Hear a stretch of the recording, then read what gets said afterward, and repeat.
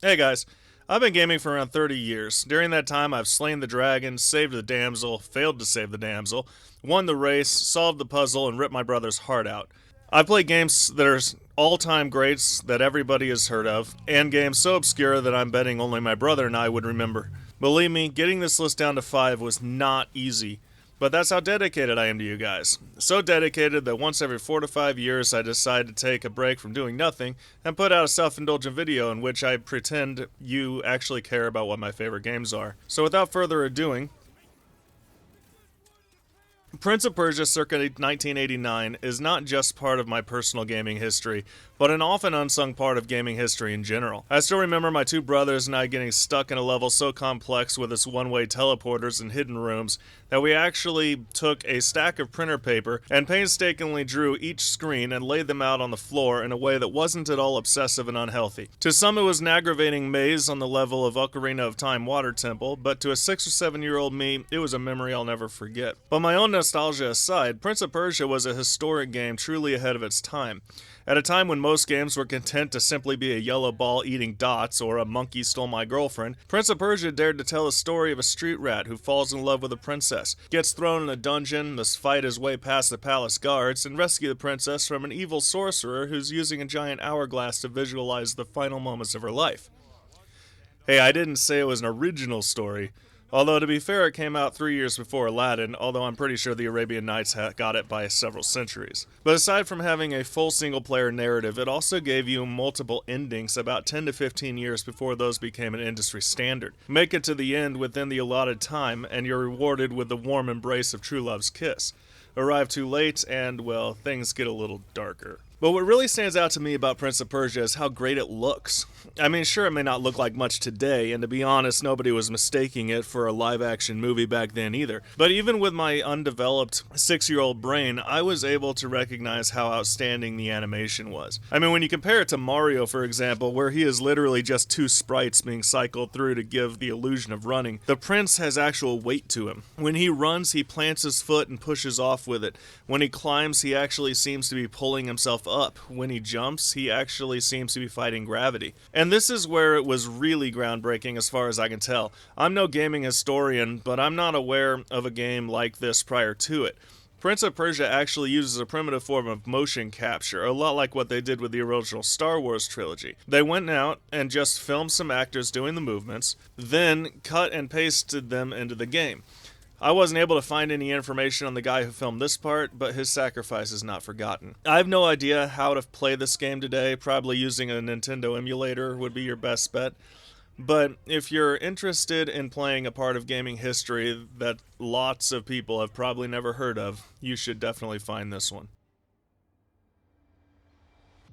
1989 is arguably the most significant year in gaming history. Not only did it bring us classics like Resident Evil 2, Ocarina of Time, and Banjo-Kazooie, but it also brought the first installments of franchises that persist to this day, like StarCraft and Mario Party. But most importantly, 1998 provided us with Half-Life and Metal Gear Solid. Now, keeping in mind that almost everything I say here could apply to both games, I hadn't actually played Half-Life until last year, so it clearly didn't impact me as a gamer as much as Metal Gear. Prior to Metal Gear, gaming was primarily designed to be played 5 minutes at a time. A design holdover from the arcade machine days when games were all about taking turns feeding coins into a machine and trying to beat the high score. Sure, there were games built around a story, like the aforementioned Prince of Persia, for example, but none took the gaming medium as far in that direction as Metal Gear. It was about 20 hours long, and about 25 of those were cutscenes and Skype calls.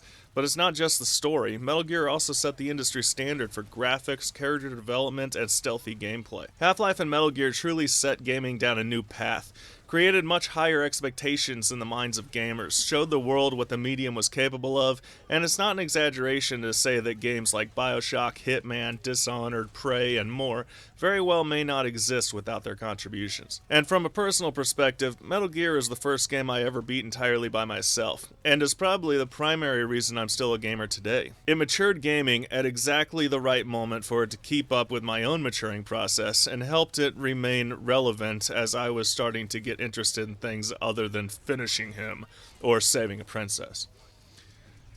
Number 3. This was a tough one, and I'm gonna have to get pretty personal to tell this story properly. You see, in 2007, I left for Iraq. I'd be over there for all of '08, returning in '09. Sadly, right before I came home, my wife told me she'd been cheating on me and wanted a divorce. Obviously, I was crushed. The future I saw for myself with a little house and a family went up in flames in an instant. I became very depressed and was basically just going through the motions of existence with no real motivation to live. I gave up all my passions and hobbies, including video games. But soon my friends got me into a game you might have heard of. I put thousands of hours into Skyrim. It's certainly no exaggeration to say I played it longer than any other single game ever. It offered a much needed escape from my actual life that hadn't been turning out how I expected. But Skyrim isn't my number 3 game. Because at the beginning of the PS4 lifecycle, while I was patiently awaiting the release of Elder Scrolls Online, another friend of mine, who you can find here on YouTube at the Fork Drawer, convinced me to buy Call of Duty Ghosts. Now, my Call of Duty experience is about what you'd expect. I started out looking like the dude at the beginning of RoboCop, and got super frustrated. But I stuck with it, and before long I got my first kill. Not long after that, I had my first positive KD. And then I was hooked. I was so excited to see what the next match would hold. It honestly ignited a competitive nature in me that I'd forgotten even existed. After a few months, my overall KD had climbed into the positive. I was so inspired by that game that I completely abandoned single-player games, or even any games not named Call of Duty. Not only did Ghosts help distract me during a very hard time in my life, but it also sent me down a path that resulted in the creation of this YouTube channel. My more than passing interest in esports, and hundreds of hours spent in every COD from Ghost to Vanguard, with the only exception being Infinite Warfare. Why not Infinite Warfare? Well, that brings us to number 2. You see, Infinite Warfare was released the same year as the PSVR, and I was completely obsessed with VR at that point. I was a day one buyer of PSVR and loved everything about it, except for the games, sadly. Aside from a few early gems, Rigs being my favorite, the games library for PSVR was essentially a mile long but an inch deep. Most games really equating to tech demos, proofs of concept, or 45-minute experiences that always ended right when they were getting good. Developers were terrified to really push the medium. They were afraid that violence in VR might be a little too real for people to handle, that locomotion in VR could make people sick, or that the player base was just too small to make it worth their effort. VR very much needed its killer app. Enter Resident Evil 7.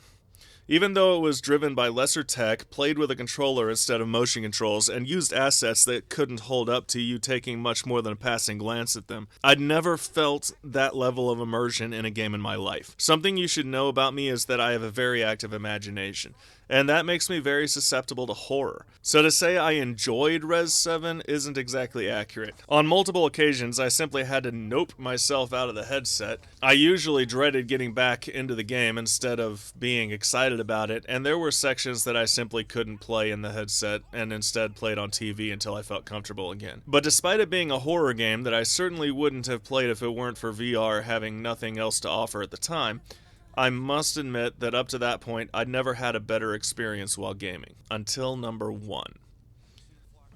Take everything I just said about Resident Evil 7, crank it to 11, and that's HalfLife Alyx. At the time, I'd never played a Half-Life game. They simply weren't on my radar. I didn't care about the story, was sick of hearing about crowbars, and didn't have any interest in the confirmation of Half-Life 3. That all changed when I played Alyx. After Alyx, I got on YouTube and watched every lore video I could find, played through Black Mesa, the fan-made Half-Life remaster, and at this point, Half-Life is probably my favorite video game universe. Alyx is definitely my favorite character, and while I may not be excited about a continuation of Gordon Freeman's story, I'm very excited about the hope of a sequel to Alyx. Again, much like Res 7 was at the time, Alyx is hands down the best experience I've ever had in gaming, and is my clear number 1 favorite game of all time. Thanks for checking out the video. Sorry it's been so long since the last one. Bye.